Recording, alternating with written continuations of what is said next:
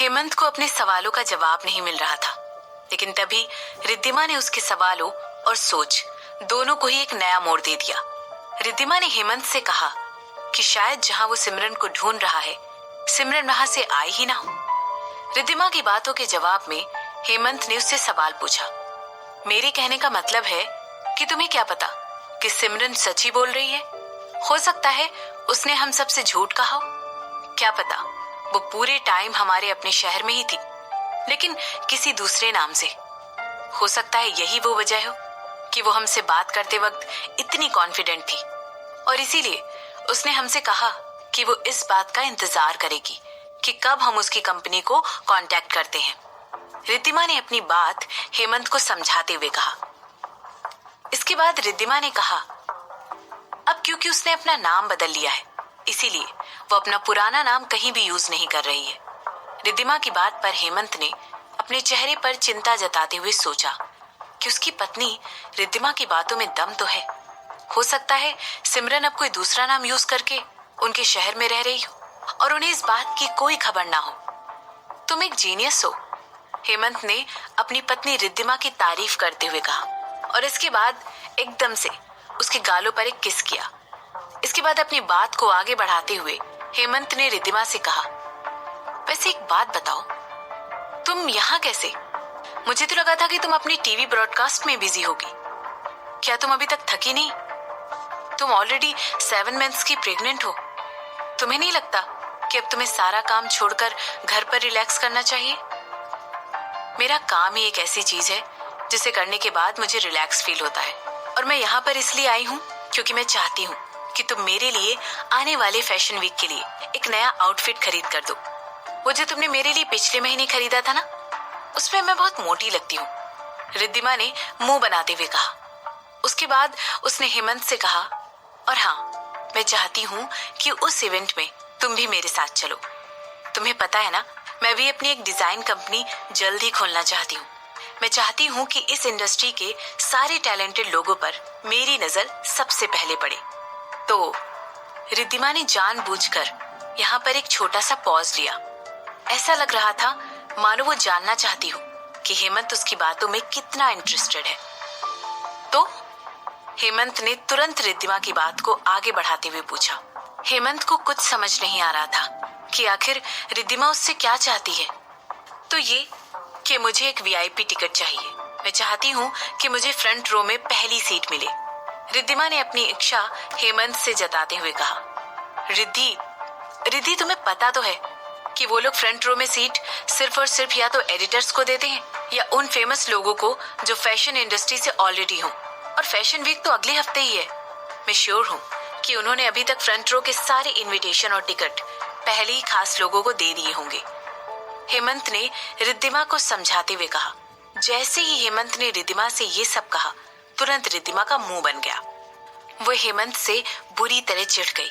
जैसे ही हेमंत ने देखा कि रिद्धिमा चिढ़ गई है, उसने उसे मनाते हुए कहा, तुम फिक्र मत करो डार्लिंग, मैं पूरी कोशिश करूंगा कि हमें कम से कम सेकेंड रो की टिकट तो मिल ही जाए।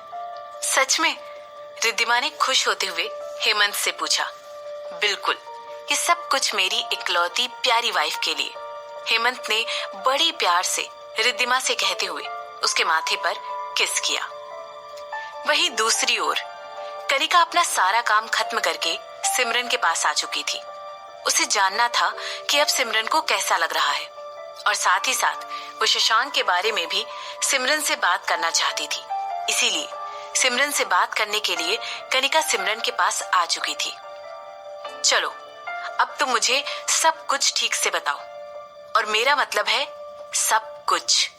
कनिका ने सिमरन की तरफ देखकर अपनी आंखें छोटी करते हुए कहा, जैसे कि वो सिमरन को घूर रही हो।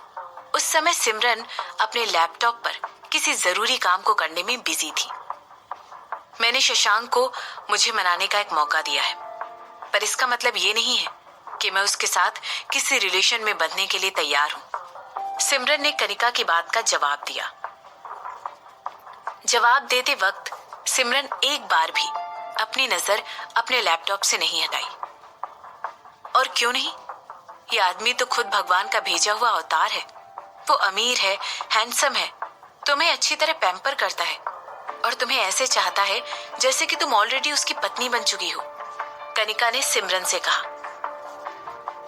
मैं उसके साथ सो चुकी हूँ, सिमरन ने कनिका की बात का जवाब देते हुए कहा। क्या? इतनी जल्दी?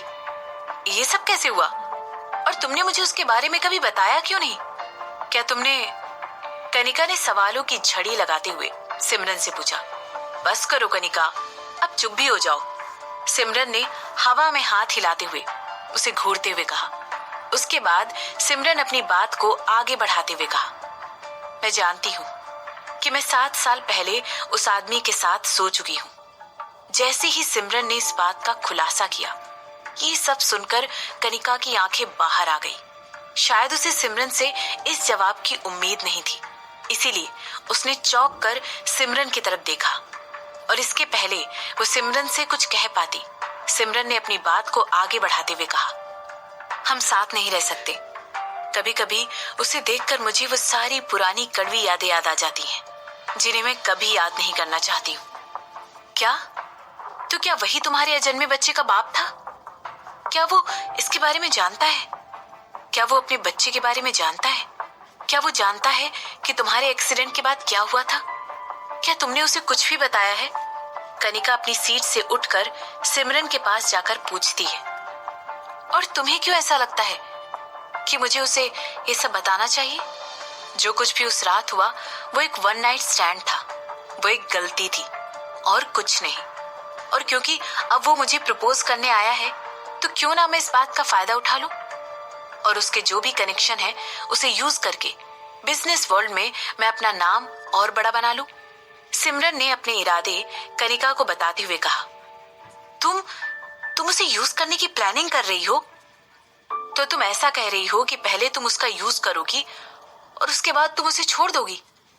कनिका ने सिमरन से पूछा। ऐसा पूछते वक्त कनिका को यकीन ही नहीं आ रहा था कि सिमरन ऐसा भी कुछ कर सकती है। उसी ने मुझे ऐसा करने का हक दिया है, सिमरन ने तुरंत कनिका की बात का जवाब देते हुए कहा। इसके बाद सिमरन ने कहा, उसे पता होना चाहिए मैं किस तरह की औरत हूँ। आखिरकार मेरे लिए मेरा बिजनेस ज्यादा इंपॉर्टेंट है, और हाँ, मेरा पैसा भी। ओहो सिमरन, तुम भी ना। कनिका को विश्वास ही नहीं हुआ कि सिमरन उससे आखिर वो क्या कह रही है। वो इतनी ज्यादा चौंक गई कि उसे जो कुछ भी सिमरन से कहना था वो सब भूल गई।